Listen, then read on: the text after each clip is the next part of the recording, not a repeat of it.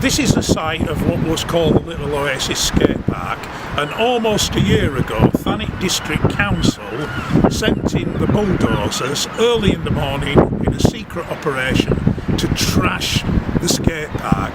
The history of the skate park is it was self-built by young people interested in skating. The council gave them the land, they spent their own money, they spent hundreds if not thousands of hours building the ramps, and what was happening here was something quite unique in Thanet.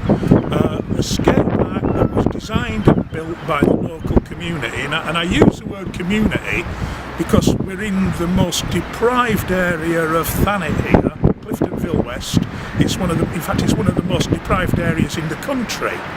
And what the Little Oasis project did when it was going very successfully, it brought together the different communities to build this skate park, to use this skate park, to learn from each other, and it brought together the Eastern European community who are subject to quite a lot of prejudice and discrimination in Thanet, particularly with the arrival of UKIP, and it brought together the white working class community as well, and they were working together, getting to know each other, becoming friendly, socialising together, and this was a centre. So it really was a successful project. The council came along like thieves in the night with their JCBs in a secret operation to flatten this place, and it really destroyed something quite unique, and it's unforgivable what happened. The pretext for coming in with the JCB was that the place wasn't safe. It was based on a report that they had commissioned from the Royal Society for the Prevention of Accidents. The report said that the ramps which had been completed were perfectly safe, perfectly adequate, up to any standard of any skate park, so they were good. The only criticism was there were 2 or 3 ramps that weren't properly finished, and work was still going on.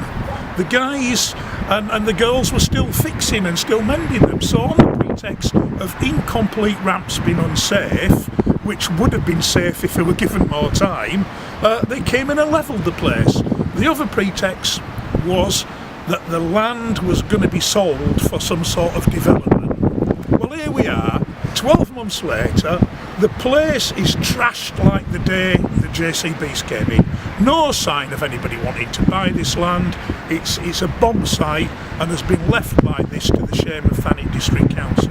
So it really does make me quite angry.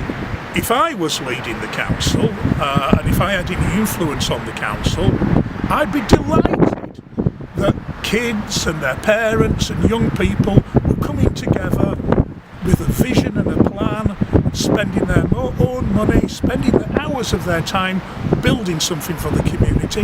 That would be absolutely brilliant, and I would back it. I wouldn't flatten it, I would back it, because I believe building the dream and building the vision, which they almost did, they were learning about how to work together, they were learning about finance and budgeting, they were learning about how to set up and constitute an organisation, and these were lessons that they learned that would have stood them in fantastic stead in later life, for business, for entrepreneurship, how to have an idea in your head and how to work with other people to turn that idea into reality, and it probably would have been profitable as well.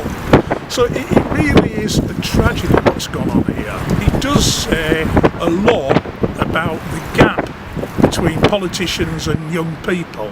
I mean, the average age of councillors on Thanet District Council, I believe, is 63. I'm not far away from being 63.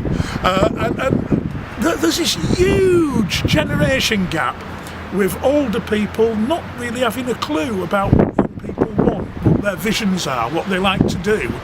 And that really, what happened here is probably the most powerful argument I could ever muster for saying bring down the voting age to 16 and let young people from 16 upwards stand for the council and get involved in politics. Because there's one thing for sure, if the council was made up of young people, or there were young people elected to the council, council, this would never have happened. It just wouldn't have happened. It would have been inconceivable because people would have lost votes. We don't want that. And I really think this is the best argument I've ever seen for bringing down the voting age and engaging young people in politics.